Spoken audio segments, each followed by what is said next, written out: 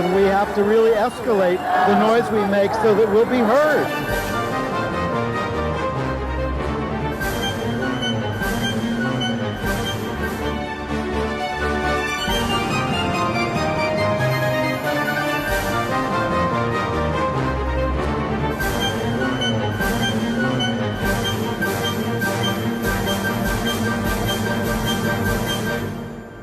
Welcome to Gay USA. I'm Andy Humm, and this week I am happy to be joined by Blanche Wiesen Cook, who you've seen as a guest on this show before. She is the University Distinguished Professor of History at John Jay College of Criminal Justice and the Graduate Center of the City University of New York.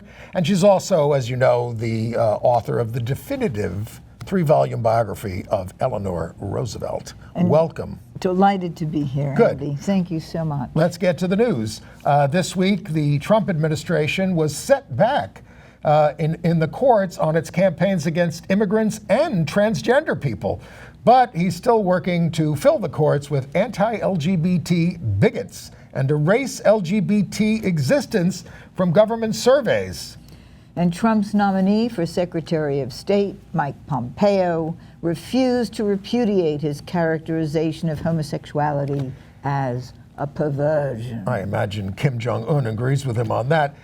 With 3 very notable deaths to report this week, veteran lesbian activist Donna Red Wing, LGBT rights attorney David Buckel, and poet J.D. McClatchy.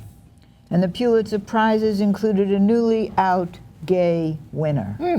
Which we'll tell you about. Out lesbian Cynthia Nixon is endorsed for governor of New York by the Working Families Party. Chinese activists get censors to back down on banning gay content on a social media site. Truly important. In Trinidad and Tobago, a high court judge declared the anti-buggery statute unconstitutional. Andy reviews 4 new theater productions, including A Mean King Lear and the musical version of Mean Girls. And our guest at the back of the show is Ain Gordon, author of a play about a pioneering gay psychiatrist who challenged the American Psychiatric Association's classification of homosexuality as a mental illness from behind a mask in 1972. And I guess we're out of time now, so we just say goodbye. Now, a lot of news this week. The U.S. Supreme Court this week, with Neil Gorsuch in the majority, struck down a law that makes it easier to deport immigrants because of certain kinds of crimes. Gorsuch said it was too vague, so Trump lost on that. That was rather remarkable. And then on the transgender ban, which is in the court still, the Army Secretary, Esper, and the Chief of Staff General Mike Milley, under questioning from Senator Kirsten Gillibrand of New York, both said they had no concerns about unit cohesion with transgender people in the military. And that contradicts the report drafted by Mike Pence and his band of religious right-wingers. But Mattis, the Secretary of Defense, defended the trans ban, even though he had originally said he didn't need it. And then the Coast Guard Commandant said he was okay with transgender people. So it's they don't know what they're doing over there, do they? Well, the good news is the people in the military are supporting people in the military. Yes. Now, what about Mike Pompeo? He's up for Secretary of State, right? And he was being grilled because they have to vote on him, to confirm him as Secretary of State. He's the head of the CIA right now. He said he treats everybody equally, but yes, queers are perverted. Well, he wouldn't repeat that. He has called us perverted. He has said this is a perversion. And Senator Cory Booker pressed him on that. And he just said, ask anybody over here at the CIA. I treat everybody fairly without regard. He even said sexual orientation. So I don't know where that nomination is going to go, but we can't count on him to raise LGBT issues around the world the way some past secretaries of state have been able to do. That's why we all need to be organized for action. Yes. More than ever. Back to the trans ban. In Seattle, a federal judge named Pechman, P-E-C-H-M-A-N, is keeping an injunction in place in court challenging the trans ban.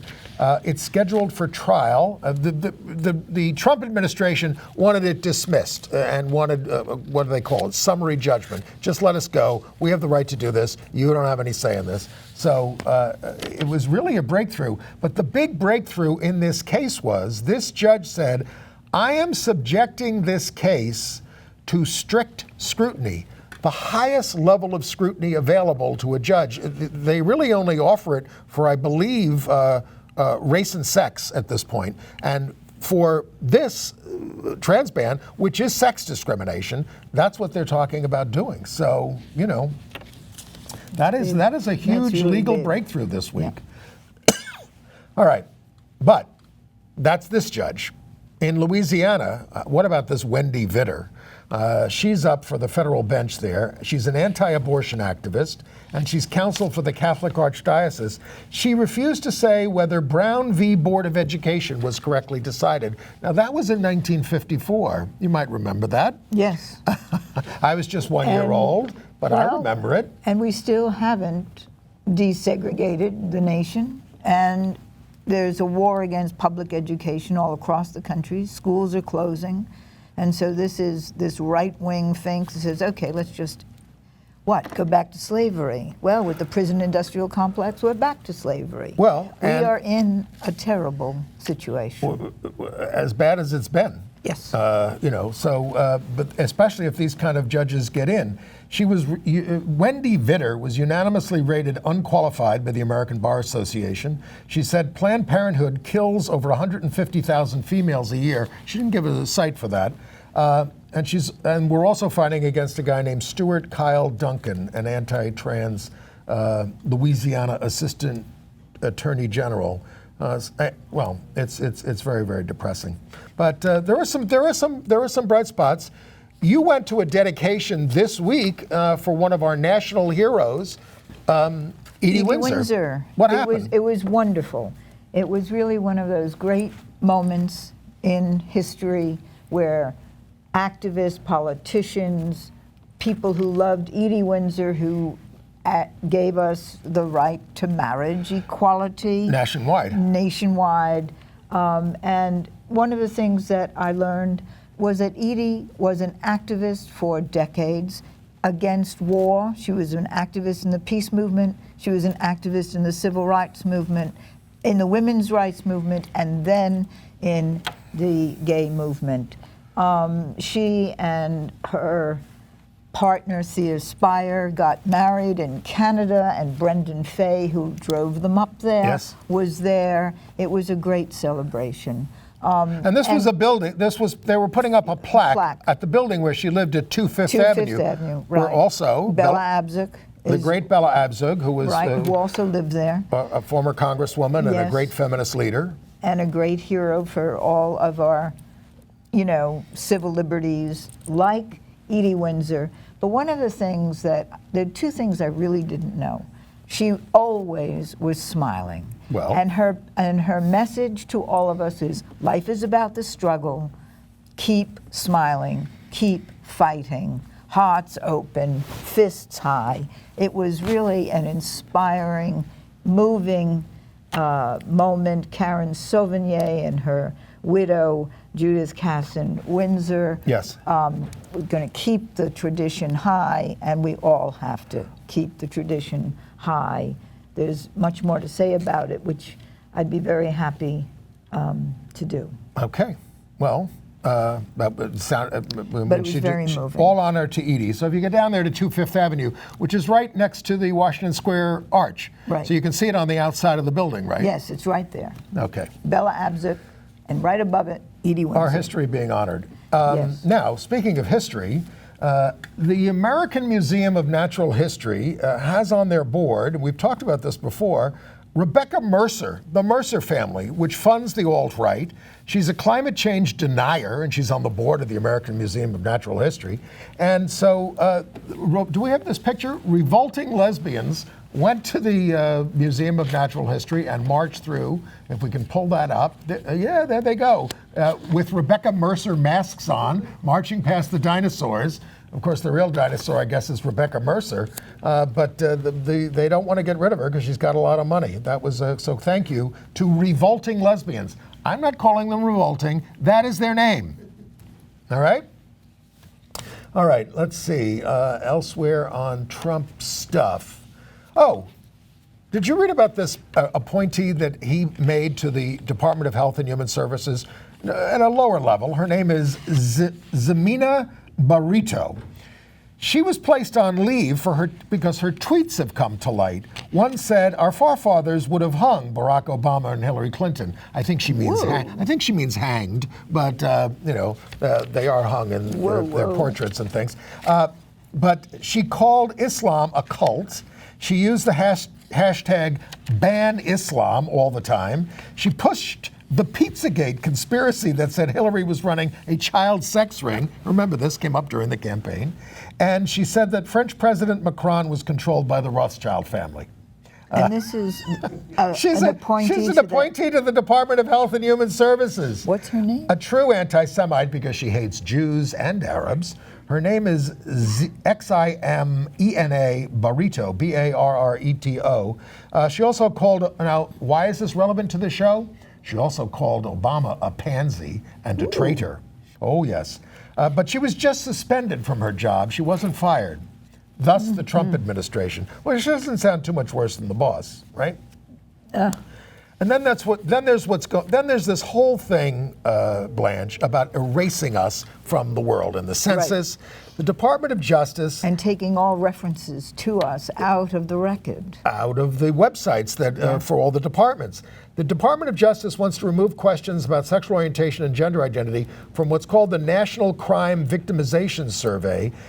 It's a confidential survey of 16 and 17-year-olds, but they say they're too young to be asked these questions. So 17 Democratic senators wrote to the Department of Justice, says, "Are you kidding?" But this is what's going on in Washington. But good news from Mike Pence's hometown of Columbus, Indiana. Have you ever been there? No. Beautiful town, actually, not. Lots of modern architecture, little town. That's where Mike Pence is from. They had their first Pride Parade. It drew thousands of people, organized by high school students. How about that? Great? Yes, the youth will make us free. Yes, march again, my darlings. Who said that? Who said that, Blanche? We must march again, my darlings. Yes. Jeanette Rankin, among other people. Okay. Ruth Gage Colby, the women of Wilp. Anyway, the Pride Parade in Columbus, Indiana was endorsed by the school superintendent and the head of the Chamber of Commerce. We're getting very mainstream, although not in Washington. And then our former ambassador, well, he's now our former ambassador to Vietnam, he resigned, Ted Osius, out gay guy. He said Trump pressured him to demand that Vietnam repatriate 8,000 war refugees. And he says, I couldn't do that. These people helped us out in the war. They got to America. You wanted me to tell the Vietnamese government to take them back? Yes. I mean, what would Eleanor say about this, Blanche? She would say, now I know what fascism looks like, and I'm afraid this looks like fascism. It has all the earmarks of it, and a Trumpster in the White House who really is a very dangerous predator. But in the face of that, and I agree, Eleanor, yes. Blanche, yes. I agree. But in the face of this, are we really doing enough?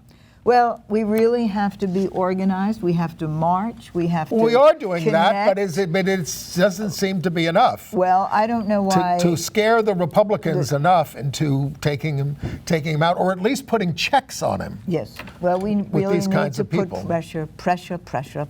Well, we do have midterm elections coming up in 2018. Organize. All right. We will march and organize. Shall we talk about, we have three major obituaries to talk about this week.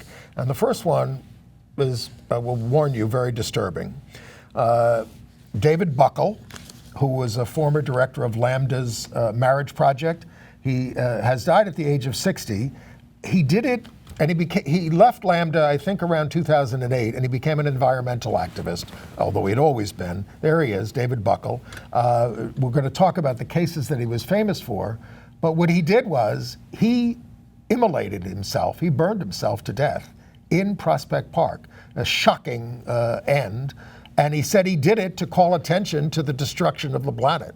You know, now some people look at this and say, well, he must have been very depressed. He must have been crazy. I mean, they have interviewed his partner of 34 years, Terry Kelber. And his family. And they were not, you know, they didn't know he was going to do this. You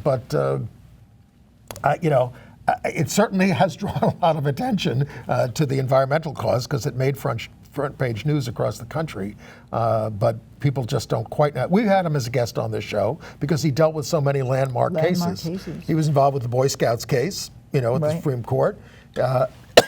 He was the attorney for, remember Jamie Nabozny, who was fighting for respect as a student in the schools? He won that case. You remember Boys Don't Cry, the movie about the transgender, you know, right?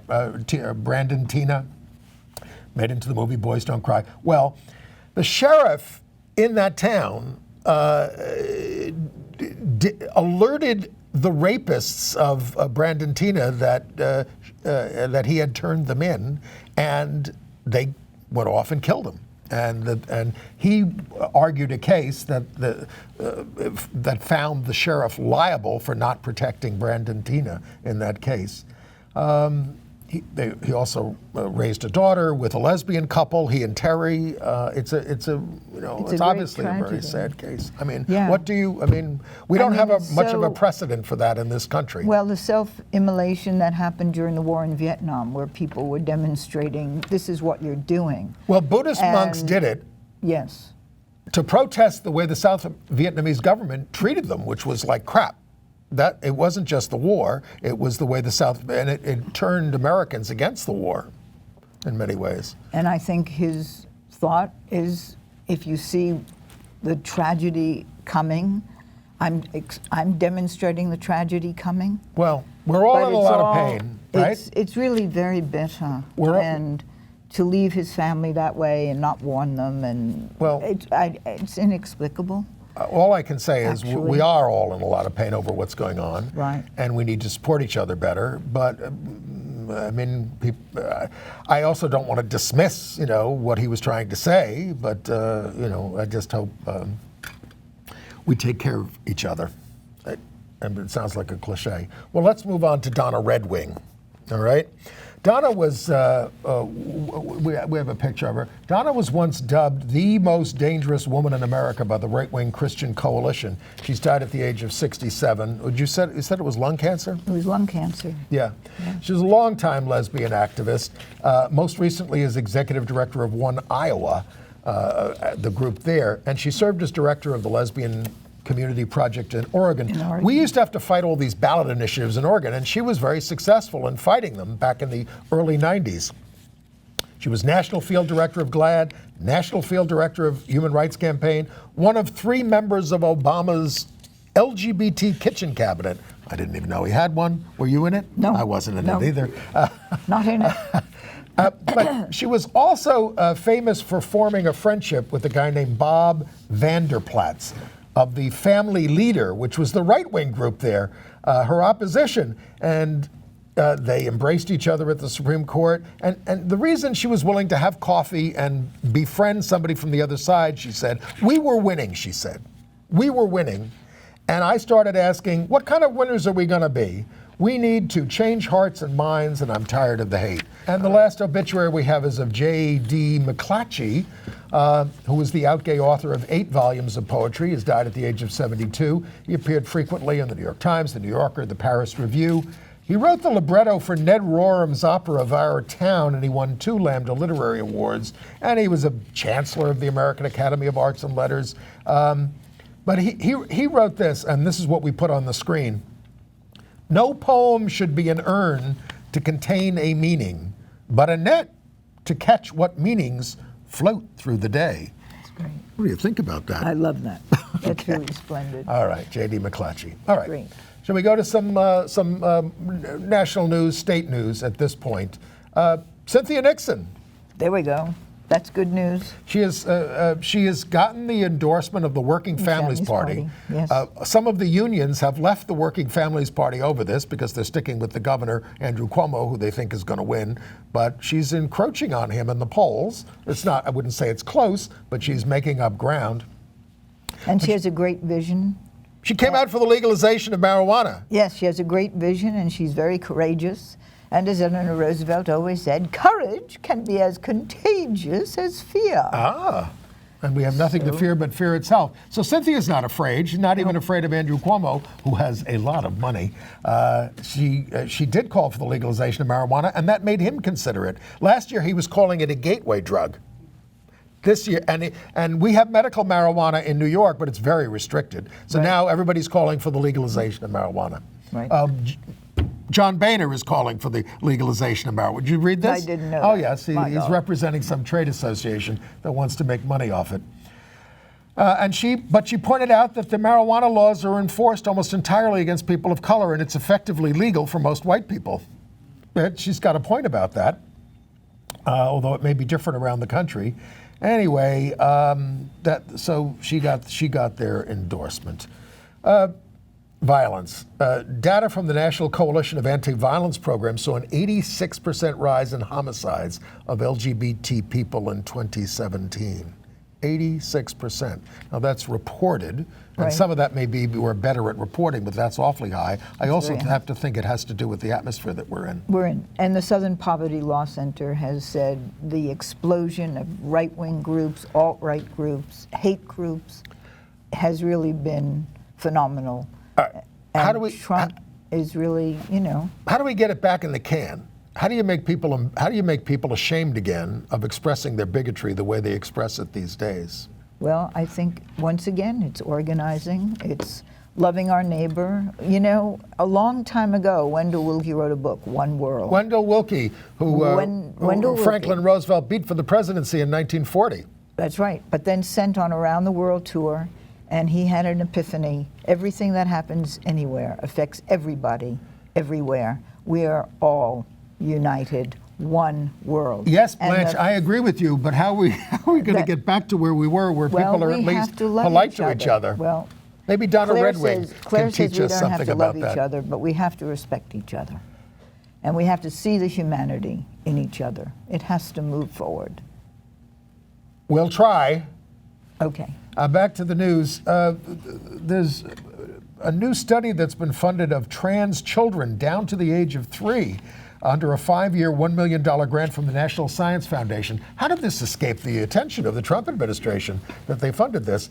It went to a University of Washington psychologist, Christina Olson, 36. It's trying to help pediatricians understand gender diversity.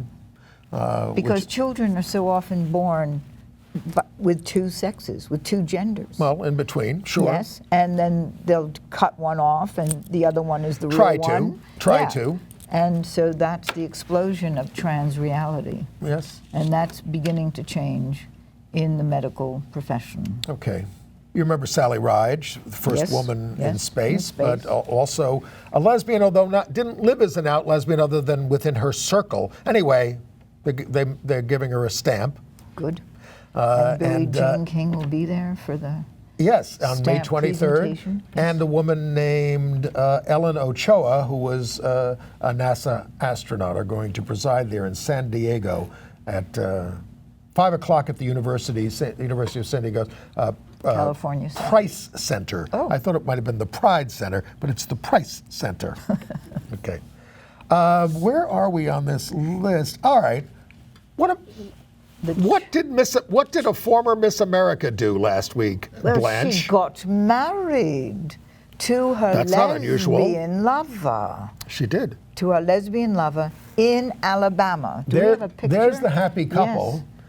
Yes. Her name is Deirdre Downs, and then she got married to a man named Gunn, so she was Deirdre Downs Gunn, and she married a woman named Abbott Jones. She now specializes in reproductive endocrinology at the University of Alabama. Isn't that great? That's quite something for a Miss America. Well, congratulations there. That's great. There was a lesbian contestant in Miss America, I think, last year for the first time. Out lesbian, anyway. Oh, I didn't know that. Oh, what do we think about these things, these I think beauty it's great. pageants these days? Come on, Blanche. Well, yes? why not? Still great? Why not? Why All right. not? All right. In Illinois, in Burlington, an out teacher named Nathan Etter, all right, he got in trouble because he received flowers from his husband during the class that he delivered flowers, and the principal heard about this and reprimanded him and said, "Stick to the curriculum." Now you're a professor. Would you be reprimanded for this if Claire sent you some flowers? No, and was this the person who was fired? He wasn't fired. No. He wasn't fired. Okay. He had to was go to the school reprimanded. board. He went to the school board and wanted an apology. They wouldn't give him an apology. They just said, "We respect diversity." Good. That's so good. They backed off a little bit. What do you think? Jonathan Sillen has just written a wonderful memoir, and there was a big party for Jonathan Sillen. Big activist on Long Island. Big activist, and the new memoir is about his life as an educator and how important it is to embrace your students with your reality and to be out. How did you deal with that as a professor at John Jay and at the Graduate Center? Well, I have the great good fortune to teach veterans, police officers, firefighters at John Jay over the years. Big liberals. Well, people eager to learn. Yeah. And Audrey Lord and I taught a class, Women in Black and White, in 1971. And the bar girls heard that we were doing it, and they came to our class, and our students brought their mothers and wives and sisters. It was the biggest thing. And we were outed by some of the students. We were posing as merely divorced women, which we also were. Oh. And then Marti Duberman founded the Gay Academic Union at John Jay, and there was a fire drill. And we were all out on the street for the fire drill. The next day, the president, who had a gay daughter, said, "I hear you had a wonderful meeting yesterday." And we were all out. So that's how it started. And how did it feel back in the early 70s then? Well, it felt great. It felt great. And as Edie Windsor always said, it's important to be out. And yesterday at the celebration for Edie Windsor, everybody said it took great courage to be out when she came out in the 60s, and takes great courage now, but it's the most important thing to do as we go forward. Have you got all that? Good. Okay. Well, we had the experience last week of Ronan Farrow essentially finally confirming what we all thought, which is that he said, "I'm part of the LGBT community."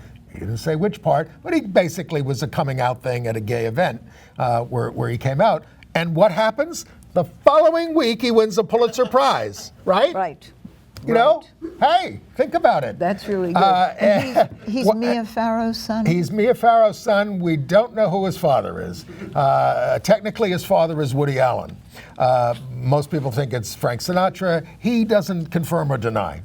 He kind of looks like Frank, don't you think, Rob? Yeah, well, but I think it looks a lot like Mia. Anyway, he won for a very serious thing. He wrote these terrific articles in the New Yorker about the Harvey Weinstein scandal. Right. I mean, they were shattering. Terrific, yes. And so he and the New York Times, reporters from the New York Times, who also exposed Harvey Weinstein, shared in this particular Pulitzer. And the Washington Post reporters won for exposing Roy Moore for all of his little dalliances with teenage girls. So the Pulitzers, it was a good year for journalism. Good year. You know, a bad year for the country. But a good year for journalism. Very good, well, maybe that's what it takes, but it's a high price to pay. Yep. All right, now we have another groundbreaking case in Oklahoma of a transgender professor at Southeastern Oklahoma State University, Rachel Tudor. She was declared by a federal court to have suffered sex discrimination in violation of Title VII. Very important, right? When she was denied tenure. And the jury awarded her $1.7 million. But the judge only awarded her $60,000 in addition to compensate for denying reinstatement. He said, "I'm not reinstating you. It's too much bad blood between you." Well, she may appeal that aspect of it, but it's a big, big breakthrough in Oklahoma. But didn't she get another job? I imagine she would. She know, did. I used to be a city human rights commissioner in New York, unpaid, but people would call me and say, oh, I got this complaint, here's what's going on. I said, first thing to do, get another job. Don't wait for this case to be settled. Don't put your life on hold waiting for justice. It can take years. Get another job, move on. Maybe you'll win, maybe you won't. If you win, it'd be great. Maybe you can be reinstated. That's the advice to all of you out there. Move on. Don't give up the fight for justice, but get another job. Right. All right. Marquette University, a Jesuit-run Catholic school, they were going to have an LGBTQ prom. Dance, right. A dance. And there's a right-wing group at the university, a student group, which wanted to get it canceled. They said, this offends God. That's what they said. They said homosexuality is an intrinsic disorder according to our faith. At least they were stating the actual facts of what the church teaches. Yeah. But Marquette backed up the kids. It's very hard for university, Georgetown, Marquette, all these Catholic schools. They have to let the gay groups meet. Even the evangelical schools are letting gay groups meet in some places because the young people, they get it and they don't, All right, how are we doing on time? We have to 37. We're going to bring in a guest. All right, so let's move on to international news, shall we? Yes. Okay. China.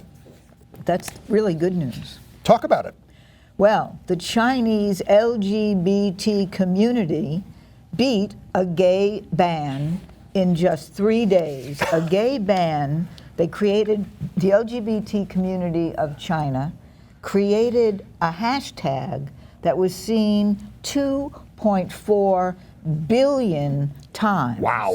Are you kidding? 2.4 billion times. They contacted the media. Hashtag I am gay in China. In China. And so Weibo caved. There is no more gay ban, and we have to congratulate China's 100 plus million LGBT community. This is really big. China's very skittish about this stuff, and the thing is they had, this was a social media network they have, and the site announced that they were going to have a cleanup campaign, and they were going to get rid of... ban gay content. Well, not just gay content. What else were they going to ban? We were thrown in with pornography and violence. So people don't object to banning pornography and violence on this site, but they said you can't ban us. Right. And this when they site had 400 million active monthly users. Right. So that this, it's a terrific victory. It's really a big victory. But something else happened over there in Asia that was not so good. We've been telling you that Taiwan, right? The High Court in Taiwan said, you got to do same-sex marriage. We're going to give you to May 2019 to do it. That will be a 2-year limit. But the right-wingers there, they want to put a thing on the ballot, on a referendum that would ban same-sex marriage, maybe do civil partnerships, and also ask people how they feel about teaching elementary school students and junior high school students about LGBT issues. And the Election Commission is going to allow this. So all they have to do now is collect signatures from 1.5% of the population, and they can put this on the ballot, and then we might not be protected by the court. So this is a turn for the worse in Taiwan, unless we win. Now, I hate it when we have to vote any place where they vote on civil rights. There's a lot of it that's going on in this country, but because it's ugly when your rights are being debated in the public. But it also would be a massive education campaign on these issues. So that would be the price to pay. Yeah. There's now an openly gay candidate for president of Poland. You heard it right. The election's not until 2020, but there's an out gay mayor in Poland. His name is Robert Biedron, and he's very cute. He's very popular. Well, he really is cute. It's for you to say, Blanche. Well, I thought he was really cute. And he's got a husband, right? Right, north of Warsaw. I don't know if their marriage is. I don't think their marriage is recognized in Poland, and so anyway. But that's big, given how conservative Europe has been going. Now let's so talk. This is big. Let's talk about the Commonwealth. Yes, the Commonwealth. Okay. Yes. So, Britain introduced anti-buggery laws throughout the Commonwealth. Whenever they colonized people, they had anti-buggery laws that started in the Victorian era. Right. I mean, they had other laws about sodomy before that, but that was the big law. That was the big law. Under Victoria. It included women, but Queen Victoria said, no, you can't include that. I never heard of such a thing. No, what she said was, yes, women don't do such things. That was her famous quote.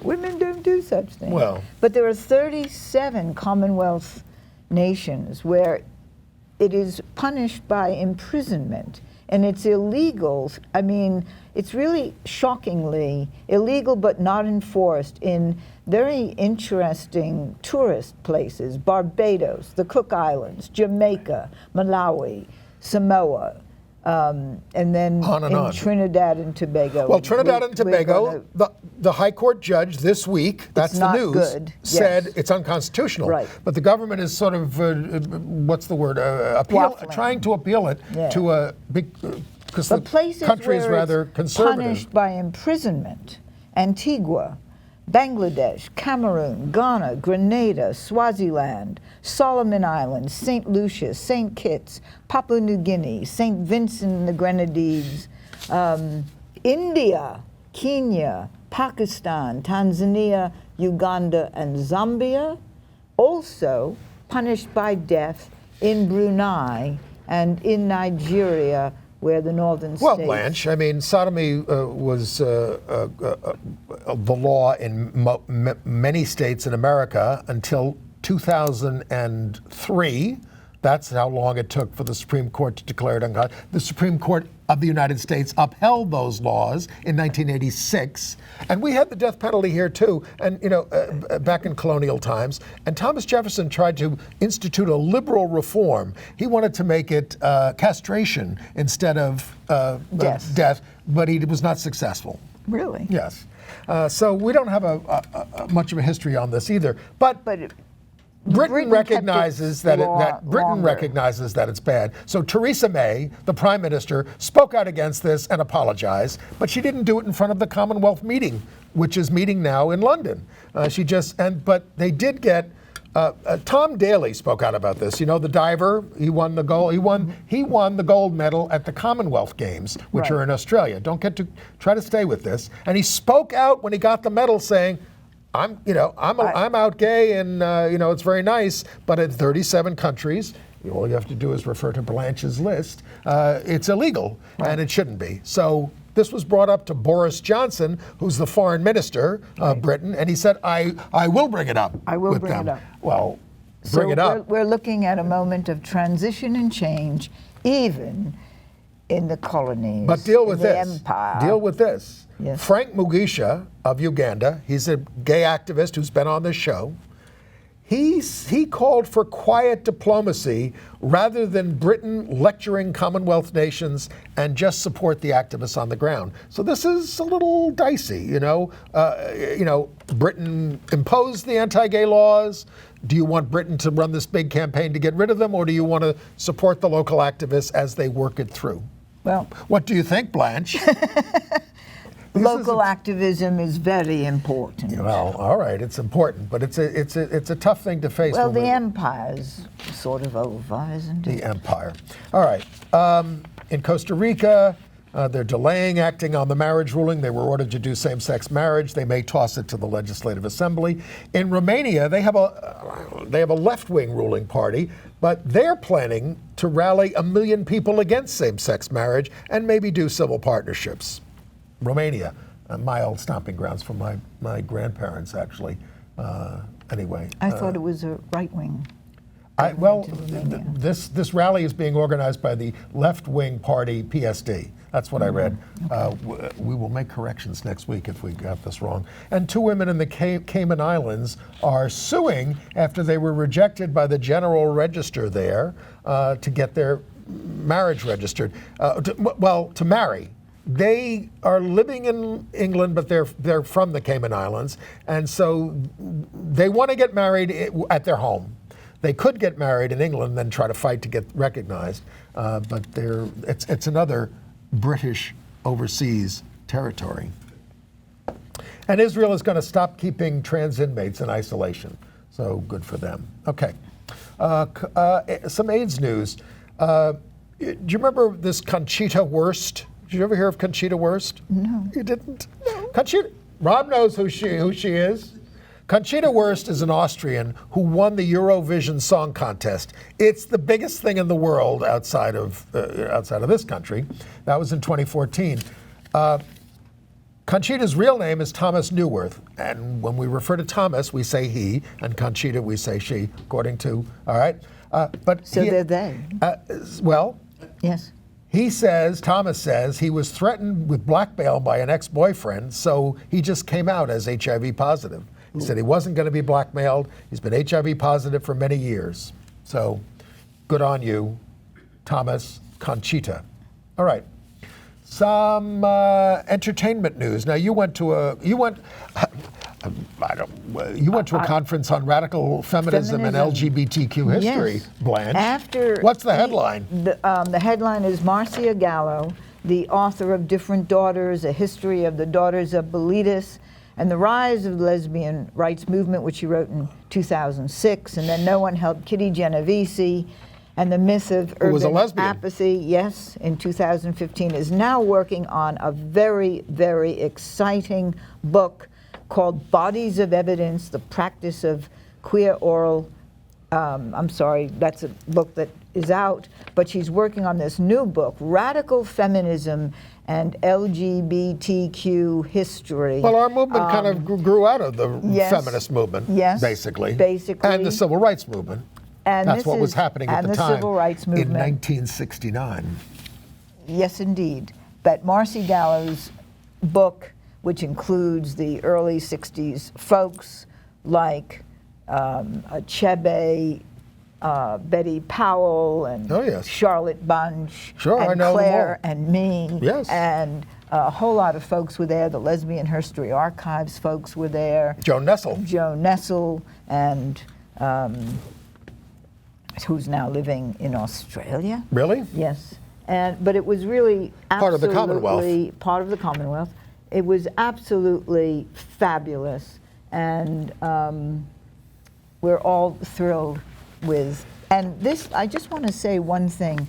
This was at the New York Public Library. She received the Marti Duberman Fellowship this year. This is the big You keep mentioning Marti Duberman. He was a big gay author, and he must be well into his 80s now, I guess. He's a bit retired, but very active. Wrote a book about Stonewall. Yes. The library, dozens of books. He writes a book a minute, actually. Right. But the library is having a whole series called Peace, Love, and Revolution. And I think there's something wonderful. Okay, and you also want to recommend a new book about the horrible genocidal fire at the Upstairs Lounge, a gay bar in New Orleans. Yes. Back in it was in the early 70s. Right. It's a wonderful new book that's coming out by Robert Fiesler, Fiesler, called Tinderbox. Okay. And I blurbed the book, and Ron Collins blurbed And there was a documentary about this as well. A lot of Metropolitan it's the Upstairs Lounge. A lot of Metropolitan Community Church members were there. Many scores of them were. It was about 30 people who were killed at that fire. It's a thing in our history, and it wasn't really properly investigated by the authorities in New Orleans. Is more than a memorial. Like all of our work, it's a call for our ongoing struggle to build movements for love and dignity for everyone, everywhere. We'll try. And that's what we have to do. You are? Yes. Okay. All right, I want to run through a couple of brief play reviews. It's a busy theater season right now. The first one I want to recommend is King Lear from the Royal Shakespeare Company at the Brooklyn Academy of Music. There's Sir Anthony Sher. Go see him till April 29th. It is his last Shakespeare role. He says once you've climbed this mountain, that's it. There's really no place to go. But you know, the Royal Shakespeare Company, they've been doing this particular play, this production for 2 years now. So we're getting them as they're totally in the roles. Well done all the way. It's a great ensemble. I saw the revival of Children of a Lesser God on Broadway, starring Joshua Jackson and Lauren Ridloff. These are good performances. It's kind of a weak play, and I tell you, I mean, it's a lot of work for these two, but I was almost ready to leave because it just didn't seem to be going anywhere, and it kind of ambushed me at the end and really became quite moving. And it's all about, you know, a teacher who can hear and can, you know, speak, and he falls in love with this woman who is deaf. And it really has a harrowing climax. That's all I'll say about it. And I saw the musical of Tina Fey's Mean Girls on Broadway. Now, this seemed to satisfy the fans of the movie. All right, but it's directed by Casey Nicholaw, who's the hot director on Broadway. You know, the Book of Mormon, Something Rotten, all those things, right?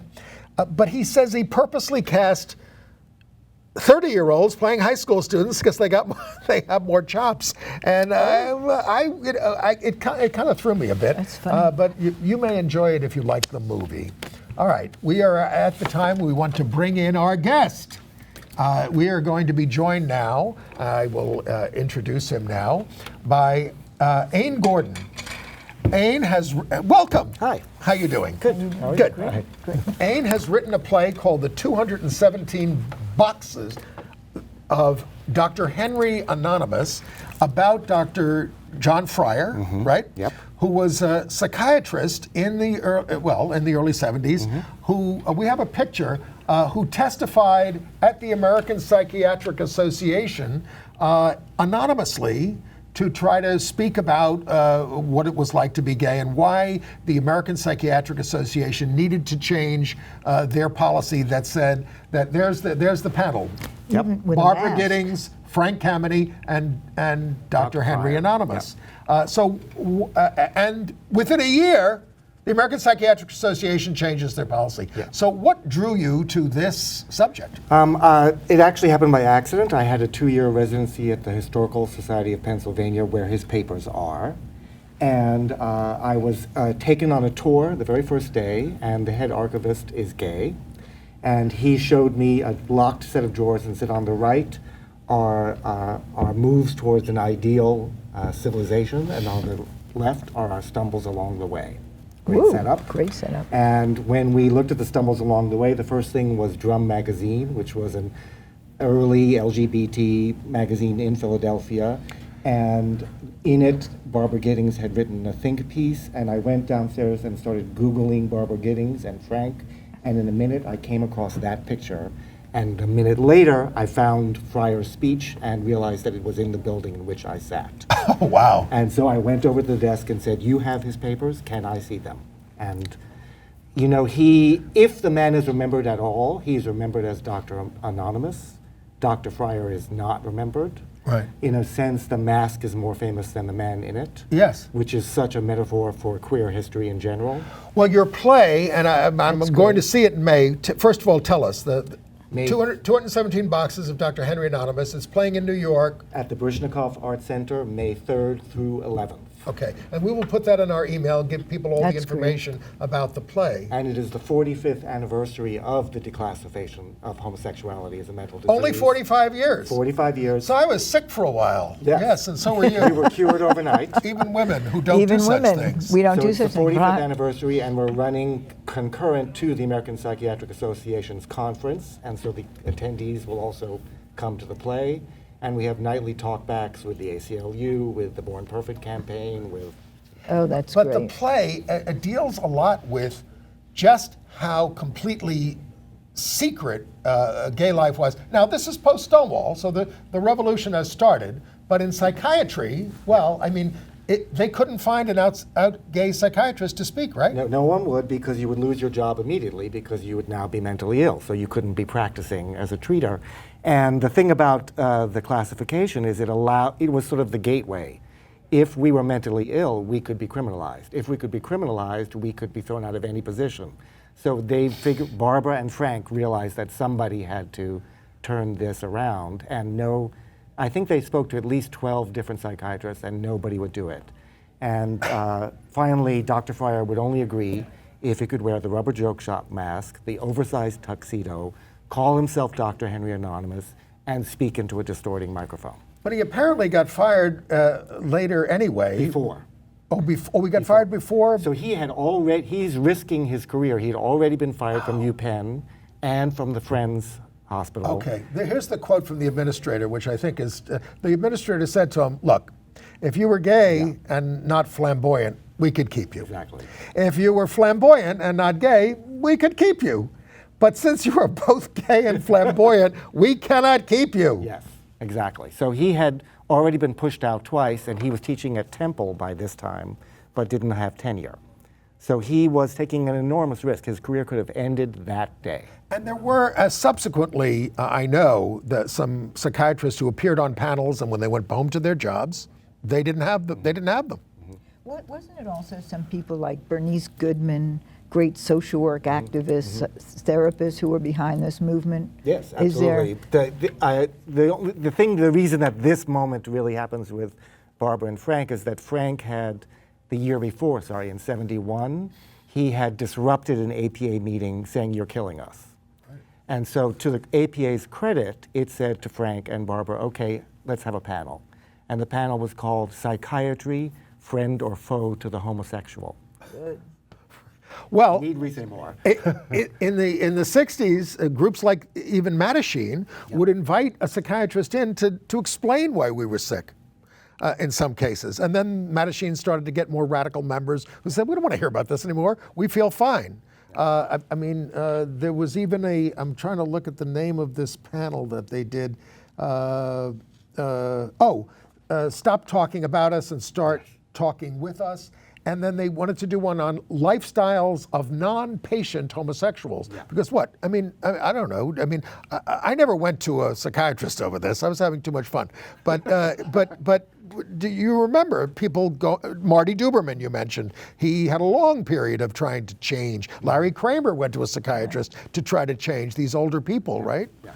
You know. Larry Kramer also spoke yesterday at Edie Windsor's. How old is Larry now? He's in his early 80s. Yeah. Late 80s. No. He's about 82, maybe. Yeah, at this point. Yeah. But back, here's what I don't understand about this. I know a lot of people who were involved with this. Dr. Bruce Veller, who went on to run the National Gay Task Force, also was down there taking psychiatrists out to lunch. George Weinberg, who was a psychoanalyst. I met him before he died. Close friend of mine. He was involved in this. He wrote Society and the Healthy Homosexual. What I don't understand is they were making all this money saying we were sick, right? And that was kind of what they were holding on to. And then 1 year later, they changed. What do you think drove that? Well, the beginning of the speech, the first words he says are, "I am a homosexual, I am a psychiatrist." And the room gasped because no one believed that that could be possible. So I think the testimony was so convincing, so first person, and so they all realized that he was, and he said, there are 200 more people in this room who we call ourselves the gay PA.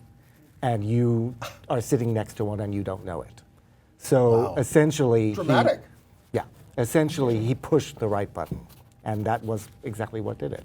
There was not mass agreement. The board voted to do it, and then there were still members who didn't want to repeal it, and so they had to have the whole membership vote, and then it still passed. Wasn't that prompted by Dr. Charles Socarides, who was one of the leading anti-gay psychiatrists, who only died not too long ago? Remember that name, right? There were some famous anti-gay psychiatrists. Because when we used to go to the library as kids, if you wanted a book on homosexuality, it was negative. It was telling you that you were sick. If you looked up homosexuality in the New York Times Index, it said, "See perversion." Yes, exactly. Yeah, in the 50s. So, but yes, Charles Socarides, who ended up having a gay son who became a gay activist, but he organized this, and he never gave up on. Some of these people never gave up on this. It still sometimes is brought up as a thing that should be overturned. It's still there. The APA is very clear. It's small factions of the membership. The APA is not. But they have a policy against conversion therapy. They do. Right? However, it is still legal in more than 40 states. Well, yes. 40 states. Well, I mean, but that's one of the news things this week. Many states are now banning it. And usually they just ban it, you can't do it with kids, minors they call them. Right. I don't mean the people in the mines, Yes. it's Underage. kids. Right. Underage people, you can't do this. But they're starting to call it consumer fraud with adults. That's great. So if you want to do it, you're engaging in fraud. Right. I mean, the only people who want to do it these days basically are these religious nuts, Yeah. right? Pretty much? Yeah. One Pretty would much. hope. But, often to their children, and that's the fear. Now tell us more a little bit about the play and what you go So into. in the play you have are- his father as a character as Right, well. so the three characters in the play are a man named Alfred Agros. I don't know if you ever heard of him. He ran a small foundation in New York pre-Stonewall that helped men in trouble with the law. Wow. And essentially they would look for friendly psychiatrists to come in and do the evaluation for the court to help these men who were essentially arrested on cottaging or soliciting. And he found Fryer and he worked together for a while pre-Stonewall. So he's the first character. And the second character is his secretary of 24 years with whom he had a sort of platonic marriage. And the third is his father, who never acknowledged his homosexuality, but who actually gives the speech at the end of the play Oh. as a way to finally acknowledge who his son was. And this father was from Kentucky. Yes, Lexington, Kentucky, Winchester, Lexington, Kentucky, born in 1901, blue collar, no college degree. Totally not in any way the preparation for who his son became. Did he embrace his son at the end? He And that's what wrote gives us- letters to him that were always signed "Love Daddy," which to me, for a Southern man in the middle of the 20th century, seemed so radical. But he never acknowledged his sexuality, so I thought we could bring him to a moment in the play he didn't have in life. Oh, he didn't have it. Yeah. Okay. What else are you working on? Gosh, I have another show that I did last May called Radicals in Miniature, which is touring starting this May, Gay Pride at the Festival of Arts and Ideas in New Haven. Okay. But we want people to learn about this one. So let's Come to tell this one. people once again. 217 boxes of Dr. I don't know what camera I'm on. you're over 217 here. boxes of Dr. Over here. Henry Anonymous at the Baryshnikov Art Center on 37th Street, opening May 3rd, closing May 11th. You can Google 217boxes.com and you will find all the information. Okay. Very, very good. Thank you very much for being with us. Thank you for having me. And thank you, Blanche Wiesen Cook, for being with us. Thank you, darling. It And was really great fun. Great fun. And next week we will have Rob Shooter of naughtygossip.com. He's sitting right here, folks. But he's going to be joining me at this table to do combat with all of us and convey the news to the world. Thank you for being with us, and we will see you next week. That was great.